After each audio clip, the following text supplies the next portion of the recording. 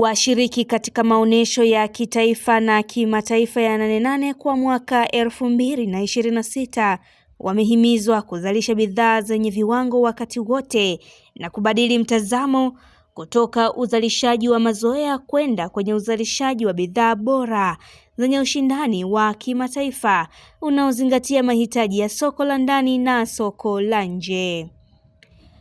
Hayo yamesemwa na Waziri Mkuu wa Jamhuri ya Muungano wa Tanzania, Mheshimiwa Dr. Mwigulu Lameck Nchemba alipofungua rasmi maonesho ya kimataifa ya kilimo ya Nane Nane yanayofanyika katika viwanja vya Dr. John Malechela Nzuguni jijini Dodoma, yanayoongozwa na kauli mbiu ambayo ni halisi: tambua soko, ongeza tija, kutekeleza dira ya 2050.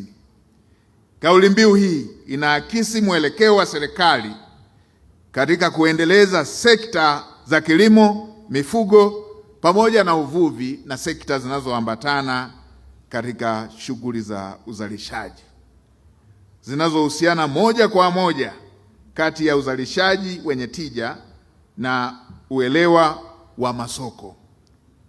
Kwa upande mwingine, inatuhimiza sote, yaani viongozi, wakulima, wafugaji, wavuvi pamoja na wadau wengine kubadili mtazamo kutoka uzalishaji wa mazoea kwenda kwenye uzalishaji wa bidhaa bora zenye ushindani wa kimataifa unaozingatia mahitaji ya soko la ndani na soko la nje.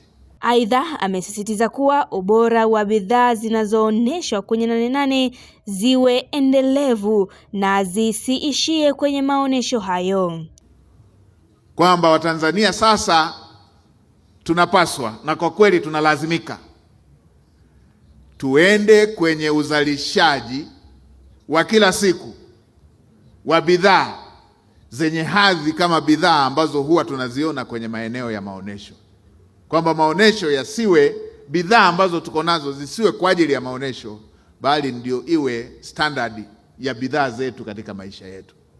Josephine Geoffrey, na hii ni Finu Media.